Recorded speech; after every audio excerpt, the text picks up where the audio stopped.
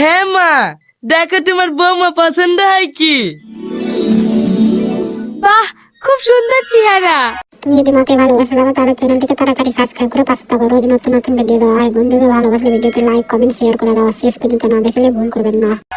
আরে, তোর মতো চাষা ছেলেকে এত সুন্দর মেয়ে বিয়ে করলো? আপনি ওকে চাষা বলছেন কেন?